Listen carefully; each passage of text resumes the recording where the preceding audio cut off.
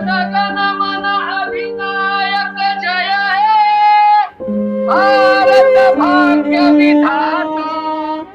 साताऱ्याच्या साहित्य उत्सवावर निमूटपणे उमटलेला एक काळा डाग, शाईचे गालबोट आणि संमेलनातील तो काळा शनिवार. साताऱ्याच्या अजिंक्यतारा किल्ल्याच्या सावलीत आणि छत्रपती शिवाजी महाराजांच्या वारशात 99वे अखिल भारतीय मराठी साहित्य संमेलन दिमाखात सुरू होते. सातारकरांनी आपले हृदय आणि घराचे दरवाजे साहित्यिकांसाठी उघडले होते. संमेलनाचे मुख्य केंद्र असलेले शाहू स्टेडियम पुस्तकांच्या सुगंधाने दरवळत होते. पहिल्या 2 दिवसात झालेल्या अभूतपूर्व गर्दीने आणि कोट्यावधींच्या उलाढालीने हे संमेलन ऐतिहासिक ठरेल असा विश्वास आयोजक व्यक्त करत होते. पण नियतीच्या मनात काहीतरी वेगळेच होते. तो दुपारचा प्रसंग आणि अचानक झालेला हल्ला. शनिवारचा दिवस होता. संमेलनाचे कार्याध्यक्ष विनोद कुलकर्णी हे सकाळपासूनच नियोजनात व्यग्र होते. संमेलनाच्या प्रकाशन कट्टा या विभागात काही महत्वाच्या पुस्तकांचे प्रकाशन आटोपून हे व्यासपीठावरून खाली उतरले. ते आपल्या सहकाऱ्यांशी बोलत असतानाच गर्दीतून एक तरुण अत्यंत वेगाने त्यांच्या दिशेने आला. कोणाला काही समजण्याच्या आत त्याने आपल्या खिशातून काळ्या रंगाच्या रसायनाची बाटली काढली आणि थेट कुलकर्णी यांच्या चेहऱ्यावर ओतली. एका क्षणात आनंदाचे वातावरण दहशतीत बदलले.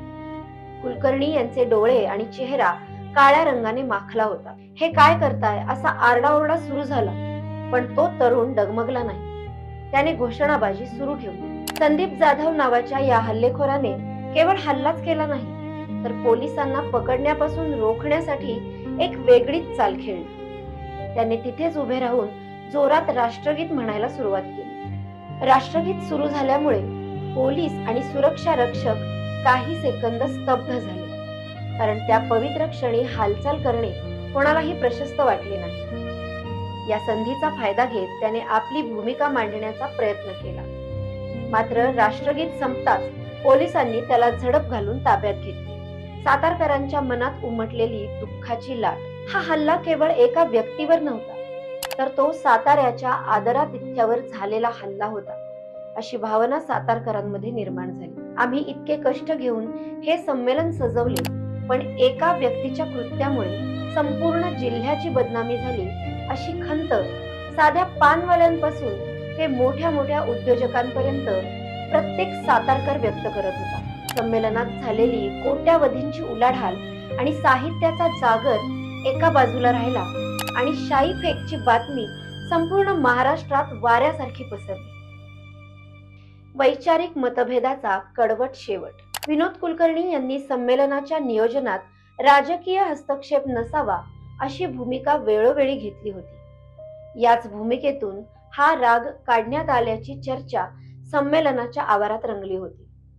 कुलकर्णी यांनी नंतर प्रसार माध्यमांशी बोलताना सांगितले की माझ्यावर झालेला हा हल्ला वैयक्तिक नसून तो विचारांचा गळा घोटण्याचा प्रयत्न आहे, पण मी अशा धमक्यांना घाबरणार नाही.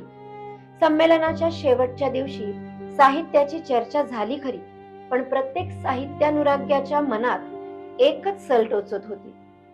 साताऱ्याने दिलेलं हे प्रेमाचं ताट एका काळवंडलेल्या घटनेमुळे विटलं होतं. हे संमेलन साहित्यासाठी जितकं गाजलं, तितकंच एका बट्ट्यामुळे इतिहासात नोंदवलं गेलं. साताऱ्यामध्ये साहित्य संमेलनात घडलेल्या या घटनेविषयी तुम्हाला काय वाटतं ते नक्की कमेंट बॉक्स मध्ये लिहा आणि पाहत रहा लोकवृत्त.